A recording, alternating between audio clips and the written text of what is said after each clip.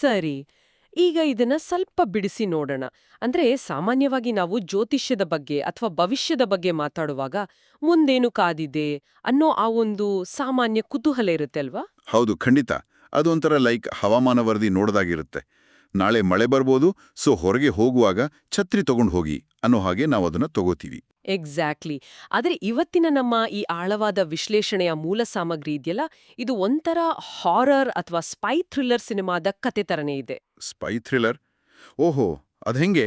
ಅಂದ್ರೆ ನಾವೊಮ್ಮೆ ಊಹಿಸ್ಕೊಳ್ಳೋಣ, ಒಬ್ಬ ವ್ಯಕ್ತಿ ತಾನು ಅತ್ಯಂತ ಸುರಕ್ಷಿತ ಅಂತ ಭಾವಿಸಿರೋ ತನ್ನ ಸ್ವಂತ ಕೋಟೆ ಒಳಗಿದ್ದಾನೆ. ಆದ್ರೆ ಇದ್ದಕ್ಕಿದ್ದಂತೆ ಅವನಿಗೆ ಒಂದು ಎಚ್ಚರಿಕೆ ಸಿಗುತ್ತೆ. ಅಂದ್ರೆ ಅವನು ಅತಿ ಹೆಚ್ಚು ನಂಬಿದವರೇ, ಅವನ ರಹಸ್ಯಗಳನ್ನ ಗೊತ್ತಿರೋರೇ ಬೆನ್ನಿಗೆ ಚೂರಿ ಹಾಕೋ ಕಾಯ್ತಾ ಇದ್ದಾರೆ ಅಂತ. ವಾವ್, ಇದು ನಿಜಕ್ಕೂ ಸ್ವಲ್ಪ ಭಯ ಹುಟ್ಟಿಸುವಂತಹದ್ದು. ಹೌದು. ಇಂದಿನ ನಮ್ಮ ಚರ್ಚೆಯ ಮುಖ್ಯ ಉದ್ದೇಶವೇ ಇದು. ಕೇವಲ 4 ದಿನಗಳ ಮಟ್ಟಿಗೆ, ಅಂದ್ರೆ ಏಪ್ರಿಲ್ 26, 27, 28 ಮತ್ತು 29ರಂದು ಸಿಂಹ ರಾಶಿಯವರ ಭವಿಷ್ಯದ ಬಗ್ಗೆ ಕೊಟ್ಟಿರೋ ಒಂದು ನಿರ್ದಿಷ್ಟ ಎಚ್ಚರಿಕೆಯನ್ನ ನಾವು ಅರ್ಥ ಮಾಡ್ಕೋಬೇಕು. ಖಂಡಿತ.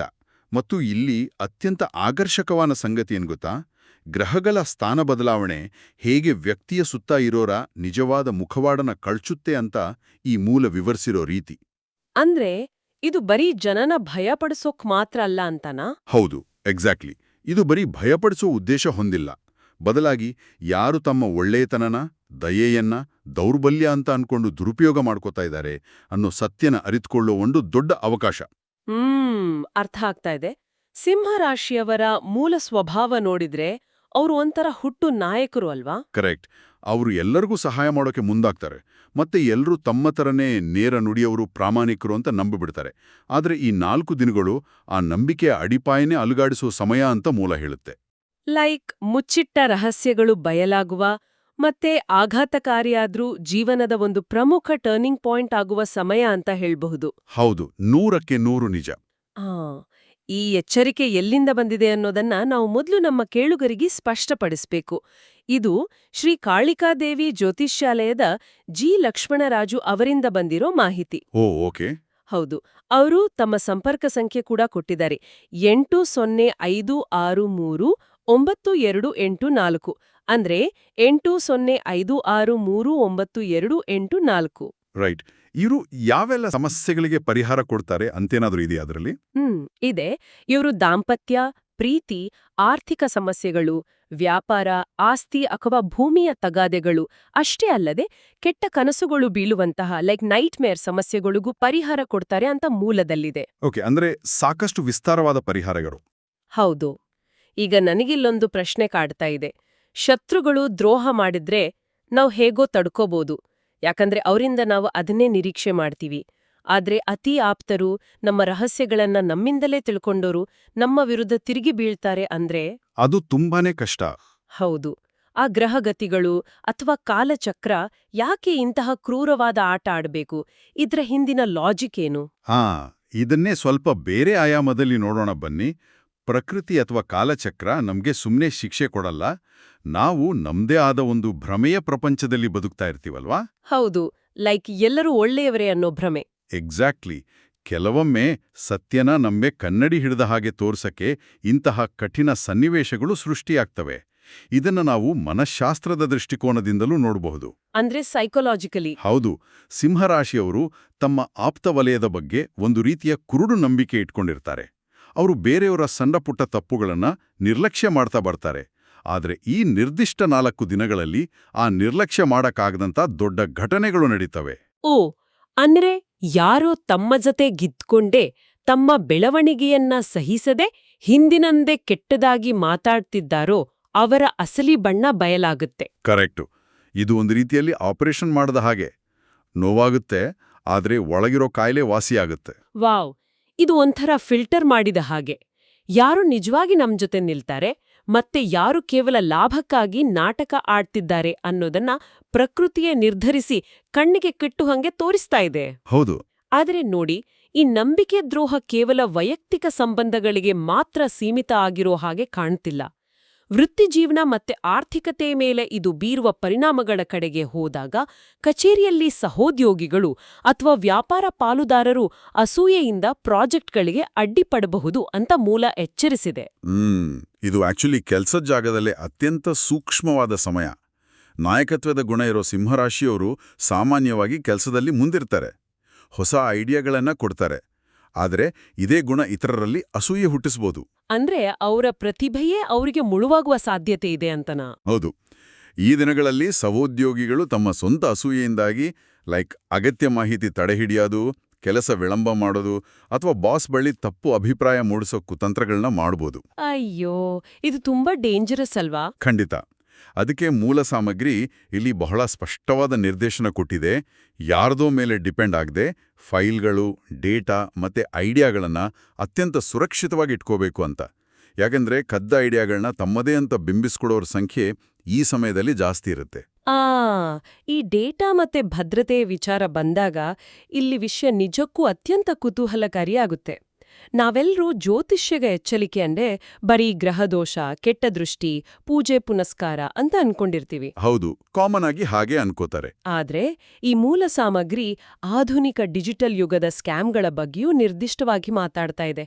ಬ್ಯಾಂಕ್ ಅಕೌಂಟ್ ಬ್ಲಾಕ್ ಆಗಿದೆ ಅಂತ ಹೇಳಿ ಬರೋ ನಕಲಿ ಕರೆಗಳು ಅಂದ್ರೆ ಫೇಕ್ ಕಾಲ್ಸ್ ಮತ್ತೆ OTP ಕೇಳೋ ಆನ್ಲೈನ್ ವಂಚನೆಗಳ ಬಗ್ಗೆ ಎಚ್ಚರಿಕೆ ಕೊಟ್ಟಿದೆ. ಹೌದು, ಇದು ಆಕ್ಚುಲಿ ತುಂಬಾ ಇಂಟ್ರೆಸ್ಟಿಂಗ್ ಪಾಯಿಂಟ್ ಅಲ್ವಾ? ಇದೇನು ಗ್ರಹಗಳ ಪ್ರಭಾವ ನೇರವಾಗಿ ಆನ್ಲೈನ್ ಹ್ಯಾಕರ್ಗಳ ಮೇಲೆ ಕೆಲಸ ಮಾಡ್ತಾ ಅಂತ ಜ್ಯೋತಿಷ್ಯದಲ್ಲಿ ಇಂಥ ಡಿಜಿಟಲ್ ಎಚ್ಚರಿಕೆ ಬರೋದು ಸ್ವಲ್ಪ ಆಶ್ಚರ್ಯ ತರಿಸುತ್ತೆ ಅಲ್ವಾ? ಇದು ಮೇಲ್ನೋಟಕ್ಕೆ ಆಶ್ಚರ್ಯ ಅನ್ಸಿದ್ರೂ ಇದರ ಹಿಂದಿನ ಆ ಮೆಕ್ಯಾನಿಸಮ್ ಅರ್ಥ ಮಾಡ್ಕೊಂಡ್ರೆ ಬಹಳ ಸ್ಪಷ್ಟ ಆಗತ್ತೆ. ಗ್ರಹಗಳ ಪ್ರಭಾವ ಆನ್ಲೈನ್ ವಂಚಕರ ಮೇಲೆ ಇರಲ್ಲ. ಓಹೋ, ಹಾಗಾದ್ರೆ ಯಾರ ಮೇಲೆ ಇರುತ್ತೆ? ಬದಲಾಗಿ ಅದು ನಮ್ಮ ಮಾನಸಿಕ ಸ್ಥಿತಿ ಮೇಲೆ ಇರುತ್ತೆ. ಈ 4 ದಿನಗಳಲ್ಲಿ ಸಿಂಹರಾಶಿಯವರು ಮಾನಸಿಕವಾಗಿ ಸ್ವಲ್ಪ ಗೊಂದಲದಲ್ಲಿರ್ತಾರೆ, ಎಮೋಷನಲಿ ವೀಕ್ ಆಗಿರ್ತಾರೆ. ಅರ್ಥ ಆಯ್ತು. ಕಚೇರಿಯಲ್ಲಿ ಸಮಸ್ಯೆ, ಮನೆಯಲ್ಲಿ ಸಮಸ್ಯೆ ಇದ್ದಾಗ ನಮ್ಮ ಮೆದುಳಿನಲ್ಲಿ ಒಂದು ರೀತಿಯ ಕಾಗ್ನಿಟಿವ್ ಓವರ್ಲೋಡ್ ಆಗತ್ತೆ. ಮೆದುಳು ಆಲ್ರೆಡಿ ಫುಲ್ ಬ್ಯುಸಿ ಇರುತ್ತೆ ಅಂತ. ಎಕ್ಸಾಕ್ಟ್ಲಿ. ಅಂಥ ಸಮಯದಲ್ಲಿ ಇದ್ದಕ್ಕಿದ್ದಂತೆ ಬ್ಯಾಂಕ್ನಿಂದ ಅಂಥೇಳಿ ಒಂದು ಫೇಕ್ ಕಾಲ್ ಬಂದ್ರೆ ನಾವು ತಾಳ್ಮೆಯಿಂದ ಯೋಚಿಸೋ ಸ್ಥಿತಿಯಲ್ಲಿರಲ್ಲ. ಗಾಬರಿಯಾಗಿ ಅವ್ರು ಕೇಳಿದ OTPಯನ್ನು ಕೊಟ್ಬಿಡ್ತೀವಿ. ಓಹೋ, ಇದು ನಿಜಕ್ಕೂ ಅದ್ಭುತವಾದ ವಿಶ್ಲೇಷಣೆ. ಅಂದ್ರೆ ನಮ್ಮ ಒಳಗಿನ ಆತಂಕವೇ ಹೊರಗಿನ ವಂಚಕರಿಗೆ ಬಾಗಿಲು ತೆರೆದುಕೊಡುತ್ತಾ? 100ಕ್ಕೆ 100 ನಿಜ. ಈ ಎಚ್ಚರಿಕೆ ನಮ್ಮ ಮಾನಸಿಕ ದುರ್ಬಲತೆಯನ್ನ ಬೇರೆಯವರು ಹೇಗೆ ಆರ್ಥಿಕವಾಗಿ ಬಳಸ್ಕೊಳ್ಬಹುದು ಅನ್ನೋದರ ಬಗ್ಗೆ ಇದೆ. ಹಾಗಾಗಿಯೇ ಆರ್ಥಿಕ ವ್ಯವಹಾರಗಳಲ್ಲಿ ಭಾವನೆಗಳಿಗೆ ಜಾಗವಿಲ್ಲ ಅನ್ನೋದನ್ನ ಮೂಲ ಬಹಳ ಕಟ್ಟುನಿಟ್ಟಾಗಿ ಹೇಳಿರ್ಬೇಕು. ಎಷ್ಟೇ ಆಪ್ತರಾಗಿದ್ರೂ ಹಣಕಾಸಿನ ವಿಚಾರ ಬಂದಾಗ ಎಲ್ಲವೂ ಲಿಖಿತ ರೂಪದಲ್ಲಿ ಇರಬೇಕು ಅಂದ್ರೆ ರೈಟಿಂಗ್ನಲ್ಲಿ ಇರಬೇಕು ಅನ್ನೋ ಸಲಹೆ ಕೊಟ್ಟಿದೆ. ಹೌದು, ರೈಟಿಂಗಲ್ಲಿ ಇರೋದು ತುಂಬಾ ಸೇಫ್. ಜೊತೆಗೆ ಯಾರನ್ನೋ ನಂಬಿ ಹೊಸ ಹೂಡಿಕೆ ಮಾಡೋದು, ಸಾಲ ಕೊಡೋದು ಅಥವಾ ಹೊಸ ವ್ಯಾಪಾರಕ್ಕೆ ಕೈ ಹಾಕೋ ನಿರ್ಧಾರಗಳನ್ನ ಮುಂದೂಡೋದು ಉತ್ತಮ ಅಂತ ಹೇಳಲಾಗಿದೆ. ಆಮೇಲೆ ಕಚೇರಿಯಲ್ಲಿ ಯಾರಾದ್ರೂ ನಮ್ಮ ಇಮೇಜ್ ಹಾಳು ಮಾಡೋಕೆ ಪ್ರಯತ್ನ ಪಟ್ರೆ ಮಾತಿಂದ ಅಲ್ಲ, ಕೇವಲ ಕೆಲಸದಿಂದಲೇ ಅಂದ್ರೆ ಪರ್ಫಾರ್ಮೆನ್ಸ್ ಮೂಲಕವೇ ಉತ್ತರ ಕೊಡಬೇಕು ಅನ್ನೋದು ಬಹಳ ಪ್ರಬುದ್ಧವಾದ ಸಲಹೆ. ಆದ್ರೆ ನೋಡಿ, ಇದೆಲ್ಲ ಮುಗಿಸಿ ಹೊರಗಿನ ಪ್ರಪಂಚದ ಸಮಸ್ಯೆಗಳನ್ನೆಲ್ಲ ಎದುರಿಸಿ ಒಬ್ಬ ವ್ಯಕ್ತಿ ಮನೆಗ್ ಬರ್ತಾನೆ. ಅಲ್ಲಿ ಅತ್ಯಂತ ಆಪ್ತ ವಲಯವಾದ ಕುಟುಂಬ ಮತ್ತು ಪ್ರೀತಿಯ ಸಂಬಂಧಗಳಲ್ಲಿಯೂ ಈ 4 ದಿನಗಳು ಅಲ್ಲೋಲ ಕಲ್ಲೋಲ ಸೃಷ್ಟಿಸುತ್ತವೆ ಅಂತ ಹೇಳಿದಾಗ ಇದು ಸ್ವಲ್ಪ ಭಯಾನಕ ಅನ್ಸುತ್ತೆ. ಹೌದು, ಇದು ಸ್ವಲ್ಪ ಅತಿ ಎನಿಸಲ್ವಾ? ಎಲ್ಲರೂ ಒಂದೇ ಬಾರಿಗೆ ಹೇಗೆ ತಿರುಗಿ ಬೀಳೋಕೆ ಸಾಧ್ಯ? ಒಂದೇ ಬಾರಿಗೆ ಎಲ್ಲರೂ ತಿರುಗಿ ಬೀಳ್ತಾರೆ ಅನ್ನೋದಕ್ಕಿಂತ ನಮ್ಮ ಸುತ್ತ ಇರೋ ಪ್ರತಿಯೊಂದು ಸಣ್ಣ ಘಟನೆಯೂ ನಮಗೆ ನಕಾರಾತ್ಮಕವಾಗಿ ಕಾಣೋಕೆ ಶುರುವಾಗುತ್ತೆ ಅನ್ನೋದು ಇಲ್ಲಿನ ಸತ್ಯ. ನಮ್ಮ ಪರ್ಸ್ಪೆಕ್ಟಿವ್ ಬದಲಾಗುತ್ತೆ ಅಂತ. ಹೌದು. ಕುಟುಂಬದಲ್ಲಿ ಸಣ್ಣ ಅಪಾರ್ಥಗಳು ದೊಡ್ಡದಾಗಬಹುದು. ನಾವು ಬಹಳ ನಂಬಿದವರೇ ನಮ್ಮ ಬಗ್ಗೆ ತಪ್ಪು ಮಾಹಿತಿ ಹರಡಬಹುದು. ಅಥವಾ ನಾವು ಆಡಿದ ಒಂದು ಸಣ್ಣ ಮಾತನ್ನ ಬೇರೆ ಅರ್ಥದಲ್ಲಿ ಬಿಂಬಿಸಬಹುದು. ಅಂದ್ರೆ ಕಷ್ಟದಲ್ಲಿ ಜೊತೆಯಾಗಿದ್ದವರು ನಾವು ಮಾಡಿದ ಸಹಾಯನ ಮರೆತು ಕೇವಲ ತಮ್ಮ ಲಾಭಕ್ಕಾಗಿ ಮಾತ್ರ ಜೊತೆಗಿದ್ದಾರೆ ಅನ್ನೋ ಕಟು ಸತ್ಯ ಬಯಲಾಗುತ್ತೆ. ಎಕ್ಸಾಕ್ಟ್ಲಿ. ಇದು ಮನುಷ್ಯನ ಸಹಜ ಪ್ರವೃತ್ತಿ. ಯಶಸ್ಸು ಮತ್ತೆ ಹಣ ಇದ್ದಾಗ ಜೊತೆಗಿರೋರು ಸಣ್ಣ ಬಿಕ್ಕಟ್ಟು ಎದುರಾದ ತಕ್ಷಣ ತಮ್ಮ ಅಸಲಿ ಬಣ್ಣ ತೋರಿಸ್ತಾರೆ. ಈ 4 ದಿನಗಳು ಆ ಬಿಕ್ಕಟ್ಟಿನ ಸಮಯ. ಪ್ರೀತಿಯ ವಿಷಯದಲ್ಲೂ ಇದು ಹೊರತಾಗಿಲ್ಲ. ಸಂಗಾತಿಯ ನಡವಳಿಕೆಯಲ್ಲಿ ಬದಲಾವಣೆ ಕಾಣಬಹುದು. ಪ್ರಶ್ನೆಗಳಿಗೆ ಸರಿಯಾದ ಉತ್ತರ ಸಿಗದೇ ಇರೋದು ಮತ್ತೆ ರಹಸ್ಯಗಳನ್ನ ಮುಚ್ಚಿಡೋ ಅನುಮಾನಗಳು ಮೂಡಬಹುದು ಅಂತ ಹೇಳಲಾಗಿದೆ. ಹೌದು, ರಿಲೇಷನ್ಶಿಪ್ಗಳಲ್ಲಿ ಇದು ಕಾಮನ್ ಆಗಿ ಆಗುವಂಥದ್ದೇ ಈ ಟೈಮಲ್ಲಿ. ಇಲ್ಲಿ ನಾನು ಖಂಡಿತ ಒಂದು ಪ್ರಶ್ನೆ ಕೇಳಲೇಬೇಕು. ಸುತ್ತಲೂ ಇರೋವರೆಲ್ಲರೂ ನಂಬಿಕೆ ದ್ರೋಹ ಮಾಡ್ತಾ ಇದ್ದಾರೆ. ಲೈಕ್ ಕಚೇರಿಯಲ್ಲಿ ಸಹೋದ್ಯೋಗಿಗಳು, ಆರ್ಥಿಕವಾಗಿ ಜೊತೆ ಇರೋರು, ಮನೆಯಲ್ಲಿ ಕುಟುಂಬ ಮತ್ತೆ ಪ್ರೀತಿಸೋ ಸಂಗಾತಿ. ಹೀಗೆ ಎಲ್ಲರ ಮೇಲೂ ಅನುಮಾನ ಪಡಬೇಕಾದ ಪರಿಸ್ಥಿತಿ ಇದೆ ಅಂದಾಗ ಒಬ್ಬ ವ್ಯಕ್ತಿ ಹುಚ್ಚನಾಗದೆ ಪ್ರಶಾಂತವಾಗಿರೋಕೆ ಹೇಗ್ ಸಾಧ್ಯ? ಈ ಮಾನಸಿಕ ಒತ್ತಡನ ನಿಭಾಯಿಸೋದು ಹೇಗೆ? ಈ ಮೂಲ ಸಾಮಗ್ರಿ ಇದಕ್ಕೇನಾದ್ರೂ ಪರಿಹಾರ ಕೊಟ್ಟಿದ್ಯಾ? ಹೌದು, ಇದಕ್ಕೆ ಮೂಲ ಅತ್ಯಂತ ಪ್ರಬಲವಾದ ಆದರೆ ತಾಲಿಸೋಕೆ ಸ್ವಲ್ಪ ಕಷ್ಟಕರವಾದ ಪರಿಹಾರನ ಸೂಚಿಸಿದೆ. ಅದುವೇ ಮೌನ. ಮೌನ ಅಂದ್ರೆ ಸೈಲೆನ್ಸ್. ಹೌದು, ಇಂತಹ ಬಿಕ್ಕಟ್ಟಿನ ಸಮಯದಲ್ಲಿ ಮೌನವನ್ನೇ ದೊಡ್ಡ ಅಸ್ತ್ರವಾಗಿ ಬಳಸಬೇಕು ಅಂತ ಹೇಳಲಾಗಿದೆ. ಎಲ್ಲರೂ ನಮ್ಮ ವಿರುದ್ಧ ಮಾತಾಡ್ತಿರುವಾಗ ನಾವು ಕೂಡ ಪ್ರತಿದಾಳಿಗೆ ಇಳಿದ್ರೆ ಅದು ಪರಿಸ್ಥಿತಿಯನ್ನ ಮತ್ತಷ್ಟು ಹಾಳು ಮಾಡುತ್ತೆ. ಲಾಜಿಕಲ್ ಆಗಿದೆ. ಉದಾಹರಣೆಗೆ ನೋಡಿ, ಕುಟುಂಬದಲ್ಲಿ ವದಂತಿಗಳು ಹಬ್ಬಿದಾಗ ಯಾರೋ ಒಬ್ರು ಹೇಳಿದ ಮಾತನ್ನ ಕೇಳಿ ತಕ್ಷಣ ಇಮೋಷನಲ್ ಆಗಿ ರಿಯಾಕ್ಟ್ ಮಾಡೋ ಬದಲು ಆ ವಿಷಯದ ಬಗ್ಗೆ ಕನಿಷ್ಠ 3 ಜನರನ್ನ ಕೇಳಿ ನಿಜ ತಿಳ್ಕೋಬೇಕು ಅನ್ನೋ ಅತ್ಯಂತ ಪ್ರಾಯೋಗಿಕ ನಿಯಮ ಇಲ್ಲಿ ಕೊಡಲಾಗಿದೆ. ಸ್ವಲ್ಪ ತಡೀರಿ, ಈ 3 ಜನರನ್ನ ಕೇಳೋ ನಿಯಮ ನಿಜಕ್ಕೂ ಸ್ಮಾರ್ಟ್ ಆಗಿದೆ. ಆದ್ರೆ ಸಂಗಾತಿಯ ವಿಚಾರದಲ್ಲಿ ಅನುಮಾನ ಬಂದಾಗ ಸುಮ್ನೆ ಮೌನವಾಗಿರೋಕ್ ಸಾಧ್ಯನಾ? ಸ್ವಲ್ಪ ಕಷ್ಟನೇ. ಹೌದು, ಒಳಗೊಳಗೆ ಕುದಿಯುತ್ತಾ ಸುಮ್ನಿದ್ರೆ ಅದು ಮನಸ್ಸಿನ ಮೇಲೆ ಕೆಟ್ಟ ಪರಿಣಾಮ ಬೀರಲ್ವಾ? ಅದು ಸಮಸ್ಯೆಗಳನ್ನ ಮುಚ್ಚಿಟ್ಟ ಹಾಗೆ ಆಗಲ್ವಾ? ಖಂಡಿತ. ಇಲ್ಲಿ ಮೌನ ಅಂದ್ರೆ ಸಮಸ್ಯೆಗಳನ್ನ ಮುಚ್ಚಿಡೋದಲ್ಲ, ಇದು ಸ್ಟ್ರಾಟಜಿಕ್ ಸೈಲೆನ್ಸ್, ಅಂದ್ರೆ ಆಯಕಟ್ಟಿನ ಮೌನ. ಅಂದ್ರೆ ಕೋಪದ ಕೈಗೆ ಬುದ್ಧಿ ಕೊಡದೇ ಇರೋದು. ಎಕ್ಸಾಕ್ಟ್ಲಿ. ಪ್ರೀತಿಯಲ್ಲಿ ಅನುಮಾನ ಬಂದಾಗ ಇಮೋಷನಲ್ ಆಗಿ ಕೂಗಾಡೋ ಬದಲು ತಾಳ್ಮೆಯಿಂದ ಮುಕ್ತವಾಗಿ ಮಾತಾಡ್ಬೇಕು. ಆದ್ರೆ ಆ ಮುಕ್ತ ಸಂವಹನಕ್ಕೆ ಸರಿಯಾದ ಸಮಯನ ಆರಿಸ್ಕೋಬೇಕು. ಕರೆ. ಪ್ರತಿ ಅನುಮಾನವೂ ನಿಜ ಆಗಿರ್ಬೇಕೆಂದಿಲ್ಲ. ನಮ್ಮ ಆತಂಕವೇ ನಮಗೆ ಇಲ್ಲದ ರಹಸ್ಯಗಳನ್ನ ಸೃಷ್ಟಿಸಿ ತೋರಿಸ್ಬೋದು. ಆದ್ರೆ ಸತ್ಯವೇನಾದ್ರೂ ಕಠಿಣವಾಗಿದ್ರೆ, ಅಂದ್ರೆ ಸಂಗಾತಿ ನಿಜಕ್ಕೂ ಮೋಸ ಮಾಡ್ತಿದ್ರೆ, ಅದನ್ನ ಒಪ್ಕೊಳ್ಳೋ ಧೈರ್ಯ ಕೂಡ ಇರಬೇಕು. ಇದು ನಿಜ. ಸುಳ್ಳಿನ ಪ್ರಪಂಚದಲ್ಲಿ ಭ್ರಮೆಯಲ್ಲಿ ಬದುಕೋದಕ್ಕಿಂತ ಕಟು ಸತ್ಯನೇ ಎದುರಿಸೋದೇ ಮೇಲು ಅನ್ನೋದನ್ನೇ ಈ ಎಚ್ಚರಿಕೆ ಒತ್ತಿ ಹೇಳುತ್ತೆ. ಖಂಡಿತ. ಆ ಮಾತು 100ಕ್ಕೆ 100 ಸತ್ಯ. ಸುಳ್ಳು ಭರವಸೆಗಳಿಗಿಂತ ಕಟು ಸತ್ಯವೇ ಜೀವನನ ಸರಿದಾರಿಗೆ ತರುತ್ತೆ. ಇಷ್ಟೆಲ್ಲ ವಿಶ್ವಾಸಘಾತಕತನ ಮತ್ತೆ ಬಿಕ್ಕಟ್ಟುಗಳನ್ನ ಎದುರಿಸಿದ ನಂತರ ಈ ಸುಳಿಯಿಂದ ಪಾರಾಗೋಕೆ ಮೂಲ ಸಾಮಗ್ರಿಯು ರಕ್ಷಣಾ ಕವಚವಾಗಿ ಗೋಪ್ಯತೆ ಅಥವಾ ಪ್ರೈವಸಿಯನ್ನ ಎತ್ತಿ ಹಿಡಿದಿದೆ. ಹೌದು, ಪ್ರೈವಸಿ ಇಸ್ ವೆರಿ ಇಂಪಾರ್ಟೆಂಟ್. ಭವಿಷ್ಯದ ಪ್ಲಾನ್ಗಳು, ಆರ್ಥಿಕ ನಿರ್ಧಾರಗಳನ್ನ ಎಲ್ಲರೊಂದಿಗೂ ಹಂಚಿಕೊಳ್ಬಾರ್ದು, ಮುಖ್ಯವಾಗಿ ಸೋಷಿಯಲ್ ಮೀಡಿಯಾದಲ್ಲಿ ವೈಯಕ್ತಿಕ ವಿಚಾರಗಳನ್ನ ಹಂಚಿಕೊಳ್ಬಾರ್ದು ಅಂತ ಎಚ್ಚರಿಸಲಾಗಿದೆ. ಇದು ಇವತ್ತಿನ ಕಾಲದಲ್ಲಿ ತುಂಬಾ ಅಗತ್ಯ. ನಾವೆಲ್ಲರೂ ನೋಡ್ತಾ ಇರೋ ಹಾಗೆ ಇಂದಿನ ದಿನಗಳಲ್ಲಿ ಬೆಳಗ್ಗೆ ತಿಂದ ತಿಂಡಿಯಿಂದ ಹಿಡಿದು ರಾತ್ರಿ ಮಲಗೋವರೆಗೂನ ಪ್ರತಿಯೊಂದು ಭಾವನೆಯನ್ನು ಸೋಷಿಯಲ್ ಮೀಡಿಯಾದಲ್ಲಿ ಸ್ಟೇಟಸ್ ಹಾಕೋ ಗೀಳು ಎಲ್ಲೆಡೆ ಇದೆ. ಹೀಗಿರುವಾಗ ಈ ನಿಯಮ ಪಾಲಿಸೋದು ಅಸಾಧ್ಯ ಎನಿಸುತ್ತೆ ಅಲ್ವಾ? ಆದ್ರೆ ಈ ಎಚ್ಚರಿಕೆಯ ಪ್ರಕಾರ ಅದು ಎಷ್ಟು ನಿರ್ಣಾಯಕ. ಆಕ್ಚುಲಿ ಇಂದಿನ ಜಗತ್ನಲ್ಲಿ ಗೋಪ್ಯತೆಯೇ ಅತಿದೊಡ್ಡ ರಕ್ಷಾ ಕವಚ. ನಮಗೆ ನೋವಾದಾಗ ಅಥವಾ ಯಾರಾದ್ರೂ ಮೋಸ ಮಾಡಿದಾಗ ನಾವು ತಕ್ಷಣ ಸಿಂಪತಿಗಾಗಿ ಅಥವಾ ಬೆಂಬಲಕ್ಕಾಗಿ ಸೋಷಿಯಲ್ ಮೀಡಿಯಾ ಮೊರೆ ಹೋಗ್ತೀವಿ. ಹೌದು, ಒಂದು ಸ್ಟೇಟಸ್ ಹಾಕ್ಬಿಡ್ತೀವಿ. ಆದ್ರೆ ಆ ವರ್ಚುವಲ್ ಪ್ರಪಂಚದಲ್ಲಿರೋ ಯಾರು ನಮ್ಮ ಹಿತೈಷಿಗಳು, ಯಾರು ನಮ್ಮ ನೋವನ್ನ ನೋಡಿ ಖುಷಿಪಡೋರು ಅನ್ನೋದು ನಮಗೆ ತಿಳಿಯಲ್ಲ. ನಮ್ಮ ದೌರ್ಬಲ್ಯಗಳನ್ನ ಅಥವಾ ನಮ್ಮ ಮುಂದಿನ ಯೋಜನೆಗಳನ್ನ ಅವರು ಹೇಗೆ ದುರುಪಯೋಗ ಮಾಡ್ಕೋತಾರೆ ಅಂತ ಊಹಿಸಲು ಸಾಧ್ಯ ಇಲ್ಲ.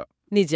ಹಾಗಾಗಿಯೇ ಈ 4 ದಿನಗಳ ಮಟ್ಟಿಗೆ ಎಷ್ಟು ಕಡಿಮೆ ತೋರ್ಸ್ಕೊಳ್ತೀರೋ ಅಷ್ಟು ಸುರಕ್ಷಿತವಾಗಿರ್ತೀರಿ ಅನ್ನೋ ನಿಯಮ ಪಾಲಿಸಲೇಬೇಕು. ಮತ್ತು ಇನ್ನೊಂದು ಧನಾತ್ಮಕ ಅಂಶ ಅಂದ್ರೆ ಸಿಂಹರಾಶಿಯವರಲ್ಲಿ ಸ್ವಾಭಾವಿಕವಾಗಿ ಇರೋ ನಾಯಕತ್ವ ಗುಣ ಮತ್ತೆ ಧೈರ್ಯವೇ ಅವರನ್ನ ಈ ಪರಿಸ್ಥಿತಿಯಿಂದ ಕಾಪಾಡುತ್ತೆ ಅಂತ ಭರವಸೆ ಕೊಡಲಾಗಿದೆ. ಹೌದು. ಎಷ್ಟೇ ಅಡ್ಡಿ ಆತಂಕಗಳು ಬಂದ್ರೂ ಬಿದ್ದಲ್ಲಿಂದಲೇ ಎದ್ದು ನಿಲ್ಲುವ ಶಕ್ತಿ ಅವರಿಗಿದೆ. ಆದ್ರೆ ದ್ರೋಹ ಮಾಡಿದವರ ಮೇಲೆ ಸೇಡು ತೀರಿಸಿಕೊಳ್ಳೋ ಆಲೋಚನೆ ಖಂಡಿತ ಬೇಡ ಅಂತ ಸ್ಪಷ್ಟವಾಗಿ ಹೇಳಲಾಗಿದೆ. ಇದು ತುಂಬಾ ಇಂಪಾರ್ಟೆಂಟ್ ಪಾಯಿಂಟ್ ನೋಡಿ. ಸೇಡು ತೀರಿಸಿಕೊಳ್ಳೋ ಪ್ರವೃತ್ತಿ ನಮ್ಮದೇ ಶಕ್ತಿಯನ್ನ ಮತ್ತೆ ಏಕಾಗ್ರತೆಯನ್ನ ನಾಶ ಮಾಡುತ್ತೆ. ನಮ್ಮ ಯಶಸ್ಸೇ ಅವರಿಗೆ ಕೊಡೋ ತಕ್ಕ ಉತ್ತರ ಆಗ್ಬೇಕು. ಖಂಡಿತ. ಇದರ ಬದಲಿಗೆ ಮಾನಸಿಕ ಸ್ಥಿರತೆಯನ್ನ ಕಾಪಾಡಿಕೊಳ್ಳೋಕೆ ಮೂಲ ಕೆಲವು ನಿರ್ದಿಷ್ಟ ಪರಿಹಾರಗಳನ್ನ ಸೂಚಿಸಿದೆ. ಪ್ರತಿದಿನ ಸೂರ್ಯೋದಯದ ಸಮಯದಲ್ಲಿ ಸೂರ್ಯನಿಗೆ ನೀರು ಅರ್ಪಿಸೋದು, ಓಂ ನಮೋ ನಾರಾಯಣಾಯ ಅಥವಾ ಓಂ ಶ್ರೀ ರಾಮಾಯ ನಮಃ ಅನ್ನೋ ಮಂತ್ರಗಳನ್ನ ಪಠಿಸೋದು, ಮತ್ತೆ ಶನಿವಾರದಂದು ಬಡವರಿಗೆ ಆಹಾರ ದಾನ ಮಾಡೋದು. ಓಕೆ, ಇವೆಲ್ಲ ಟ್ರೆಡಿಷನಲ್ ರೆಮಿಡೀಸ್ ಅಲ್ವಾ? ಹೌದು. ಜೊತೆಗೆ ಈ ವಿಡಿಯೋದ ಕೊನೆಯಲ್ಲಿ ಕಾಮೆಂಟಲ್ಲಿ ಓಂ ಶ್ರೀರಾಮ ಅಂತ ಟೈಪ್ ಮಾಡೋದ್ರಿಂದ ಜೀವನದಲ್ಲಿ ಶುಭ ಬದಲಾವಣೆಗಳು ಪ್ರಾರಂಭ ಆಗ್ತವೆ ಅಂತನೂ ಉಲ್ಲೇಖಿಸಲಾಗಿದೆ. ಈಗ ಹೇಳಿ, ಅನೇಕರಿಗೆ ಈ ಪರಿಹಾರಗಳು ಕೇವಲ ಸಾಂಪ್ರದಾಯಿಕ ಧಾರ್ಮಿಕ ಆಚರಣೆಗಳ ಹಾಗೆ ಕಾಣಬಹುದು. ಸೂರ್ಯನಿಗೆ ನೀರರ್ಪಿಸೋದ್ರಿಂದಲೋ ಅಥವಾ ಒಂದು ಕಾಮೆಂಟ್ ಟೈಪ್ ಮಾಡೋದ್ರಿಂದಲೋ ಬದುಕಿನ ಇಷ್ಟೆಲ್ಲ ದೊಡ್ಡ ಸಮಸ್ಯೆಗಳು ಅಂದ್ರೆ ಕಚೇರಿಯ ಮೋಸ, ಆರ್ಥಿಕ ವಂಚನೆಗಳು ಹೇಗ್ ಬಗೆಹರಿಯೋಕೆ ಸಾಧ್ಯ? ಇದು ಇದರ ಹಿಂದಿನ ನಿಜವಾದ ಕಾರ್ಯವಿಧಾನ ಅಥವಾ ಉದ್ದೇಶ ಏನು? ಇದು ಅತ್ಯಂತ ತಾರ್ಕಿಕವಾದ ಪ್ರಶ್ನೆ. ನಾವು ಇದನ್ನ ಕೇವಲ ಮ್ಯಾಜಿಕ್ ಅಥವಾ ಚಮತ್ಕಾರ ಅಂತ ನೋಡಬಾರದು. ಈ ಪರಿಹಾರಗಳ ಹಿಂದಿರೋ ಮಾನಸಿಕ ತಂತ್ರಗಳನ್ನ ಅಂದ್ರೆ ಸೈಕಲಾಜಿಕಲ್ ಆಂಕರಿಂಗ್ ಅನ್ನ ನಾವು ಅರ್ಥ ಮಾಡ್ಕೋಬೇಕು. ಸೈಕಲಾಜಿಕಲ್ ಆಂಕರಿಂಗ್ ಸ್ವಲ್ಪ ಬಿಡಿಸಿ ಹೇಳ್ತೀರಾ? ಖಂಡಿತ. ಸೂರ್ಯೋದಯದ ಸಮಯದಲ್ಲಿ ಎದ್ದು ನೀರರ್ಪಿಸಬೇಕು ಅಂದ್ರೆ ವ್ಯಕ್ತಿ ಬೆಳ್ಗ್ಗೆ ಬೇಗ ಏಳಲೇಬೇಕು, ಶಿಸ್ತಿನ ಪಾಲನೆ ಮಾಡಲೇಬೇಕು. ಮುಂಜಾನೆಯ ಸೂರ್ಯನ ಬೆಳಕು ಮತ್ತೆ ಶುದ್ಧ ಗಾಳಿ ಮನುಷ್ಯನ ಮೆದುಳಿನಲ್ಲಿರೋ ನಕಾರಾತ್ಮಕತೆಯನ್ನ, ಆತಂಕನ ಕಡಿಮೆ ಮಾಡುತ್ತೆ. ಓ, ದಟ್ ಮೇಕ್ಸ್ ಸೆನ್ಸ್. ಇನ್ನು ಮಂತ್ರ ಪಠಣ ಅನ್ನೋದು ಒಂದು ರೀತಿಯ ಧ್ಯಾನ ಇದ್ದಾಗೆ. ಮೆದುಳಿನಲ್ಲಿ ಓಡ್ತಾ ಇರೋ ಸಾವಿರಾರು ಆತಂಕದ ಆಲೋಚನೆಗಳಿಗೆ ಬ್ರೇಕ್ ಹಾಕಿ ಮನಸ್ಸನ್ನ ಒಂದೇ ಕಡೆ ಕೇಂದ್ರೀಕರಿಸೋಕೆ ಇದು ಸಹಾಯ ಮಾಡುತ್ತೆ. ಓ, ಇದು ನಿಜಕ್ಕೂ ಆಸಕ್ತಿದಾಯಕವಾಗಿದೆ. ಅಂದ್ರೆ ಇದು ಸಮಸ್ಯೆಗಳನ್ನ ಮಾಯ ಮಾಡಲ್ಲ, ಬದಲಾಗಿ ಸಮಸ್ಯೆಗಳನ್ನ ಎದುರಿಸುವ ಮಾನಸಿಕ ಶಕ್ತಿಯನ್ನ ನಮ್ಗೆ ಕೊಡುತ್ತೆ. ಎಕ್ಸಾಕ್ಟ್ಲಿ. ಇನ್ನು ಶನಿವಾರದಂದು ಬಡವರಿಗೆ ಆಹಾರ ದಾನ ಮಾಡೋದ್ರ ಹಿಂದೆಯೂ ಇಂಥದ್ದೇ ಯಾವುದಾದ್ರೂ ಅರ್ಥ ಇದೆಯಾ? ಖಂಡಿತವಾಗಿಯೂ ಇದೆ. ಮನುಷ್ಯ ಅಕಸ್ಮಾತ್ತಲ್ಲಿ ಇದ್ದಾಗ ನನಗೆ ಯಾಕೆ ಹೀಗಾಗ್ತಿದೆ, ನನ್ನ ಬದುಕೇ ಮುಗ್ದೋಯ್ತು ಅನ್ನೋ ಹತಾಶೆಗೆ ಜಾರ್ತಾನೆ. ಹೌದು, ನಾವು ನಮ್ಮ ಕಷ್ಟನೇ ದೊಡ್ಡ ಅನ್ಕೋತೀವಿ. ಆದ್ರೆ ತನ್ಗಿಂತ ಕಷ್ಟದಲ್ಲಿರೋ ಬಡವರಿಗೆ ಆಹಾರ ಕೊಟ್ಟಾಗ ಅವನಿಗೆ ಅರಿವಾಗತ್ತೆ, ನನ್ನ ಕಷ್ಟಗಳೇನೋ ಅಷ್ಟು ದೊಡ್ಡದಲ್ಲ, ಜಗತ್ತಿನಲ್ಲಿ ಇದಕ್ಕಿಂತ ದೊಡ್ಡ ನೋವುಗಳಿವೆ ಅಂತ. ಇದು ಆತನ ಅಹಂಕಾರನ ಕಡಿಮೆ ಮಾಡಿ ಕೃತಜ್ಞತಾಭಾವನ ಬೆಳೆಸುತ್ತೆ. Wow, that's deep. ಈ ಬಿಕ್ಕಟ್ಟಿನ ಸಮಯದಲ್ಲಿ ಅಂತಹ ಮಾನಸಿಕ ಶಾಂತಿ ಮತ್ತೆ ಗ್ರೌಂಡಿಂಗ್ ಸರಿಯಾದ ನಿರ್ಧಾರಗಳನ್ನು ತಗೊಳ್ಳಕ್ಕೆ ಸಹಾಯ ಮಾಡುತ್ತೆ. ಅಂತಿಮವಾಗಿ ಈ ಕಠಿಣ ಪರೀಕ್ಷೆನ ಗೆದ್ದ ನಂತರ ಎಂಥ ಪರಿಸ್ಥಿತಿನಾದರೂ ಎದುರಿಸುವಲ್ಲೇವೋ ಅನ್ನೋ ಹೊಸ ಆತ್ಮವಿಶ್ವಾಸದೊಂದಿಗೆ ಹೊರಬರ್ತಾರೆ ಅನ್ನೋ ಸಕಾರಾತ್ಮಕ ಅಂಶವನ್ನ ಮೂಲ ಒತ್ತಿ ಹೇಳಿದೆ. ಇದು ಒಂದು ಅದ್ಭುತವಾದ ಪ್ರಯಾಣದ ಹಾಗೆ ಕಾಣ್ತಾ ಇದೆ. ಒಟ್ಟಾರೆಯಾಗಿ ಹೇಳ್ಬೇಕು ಅಂದ್ರೆ ಏಪ್ರಿಲ್ 26ರಿಂದ 29ರವರೆಗಿನ ಈ 4 ದಿನಗಳು ಕೇವಲ ಯಾವುದೋ ಒಂದು ಎಚ್ಚರಿಕೆಯ ಗಂಟೆ ಅಲ್ಲ. ಹೌದು, ಖಂಡಿತ ಅಲ್ಲ. ಬದಲಾಗಿ ನಕಲಿ ಸಂಬಂಧಗಳನ್ನ, ಮುಖವಾಡ ಹಾಕಿಕೊಂಡೋರನ್ನ ಜೀವನದಿಂದ ಕಿತ್ತು ಹಾಕಿ ತಮ್ಮ ನಿಜವಾದ ಸಾಮರ್ಥ್ಯನ ಮತ್ತೆ ಸ್ವಾಭಿಮಾನನ ಕಂಡುಕೊಳ್ಳುವ ಒಂದು ಬಹುದೊಡ್ಡ ಟರ್ನಿಂಗ್ ಪಾಯಿಂಟ್. ಯಾರು ನಮ್ಮ ಜೊತೆಗಿರಬೇಕು, ಯಾರನ್ನ ನಮ್ಮ ಆಂತರಿಕ ವಲಯದಿಂದ ದೂರ ಇಡಬೇಕು ಅನ್ನೋ ಸ್ಪಷ್ಟ ಚಿತ್ರಣ ಸಿಗುವಂಥ ಸಮಯ ಇದು. ನೀವು ಹೇಳಿದ್ದು 100ಕ್ಕೆ 100 ಸರಿ. ಪ್ರತಿಯೊಂದು ಬಿಕ್ಕಟ್ಟು ಕೂಡ ಒಂದು ಹೊಸ ಆರಂಭಕ್ಕೆ ನಾಂದಿಯಾಗುತ್ತೆ. ಈ 4 ದಿನಗಳ ಪರೀಕ್ಷೆಯನ್ನ ಒಂದು ಶಾಪ ಅಂತ ಭಾವಿಸದೆ ಭವಿಷ್ಯನ ಹೆಚ್ಚು ಪ್ರಕಾಶಮಾನವಾಗಿ ಇರಿಸೋಕೆ, ಹೆಚ್ಚು ಪ್ರಾಮಾಣಿಕವಾಗಿ ಇರಿಸೋಕೆ ಒದಗಿದ ಅವಕಾಶ ಅಂತ ಸ್ವೀಕರಿಸಬೇಕು. ಈ ಸಂಪೂರ್ಣ ವಿಶ್ಲೇಷಣೆಯ ನಂತರ ನನ್ನ ಮನಸ್ಸಿನಲ್ಲಿ ಒಂದು ಆಳವಾದ ಪ್ರಶ್ನೆ ಮೂಡ್ತಾ ಇದೆ. ನಾವಿದನ್ನ ಸ್ವಲ್ಪ ವಿಶಾಲವಾಗಿ ಯೋಚಿಸೋಣ. ಬನ್ನಿ, ಜ್ಯೋತಿಷ್ಯದ ಇಂತಹ ಎಚ್ಚರಿಕೆಗಳು ನಿಜಕ್ಕೂ ಭವಿಷ್ಯದಲ್ಲಿ ನಡೆಯಲಿರೋ ಘಟನೆಗಳನ್ನ ನುಡಿಯುತ್ತವಾ? ಇದು ಒಳ್ಳೆ ಪ್ರಶ್ನೆ.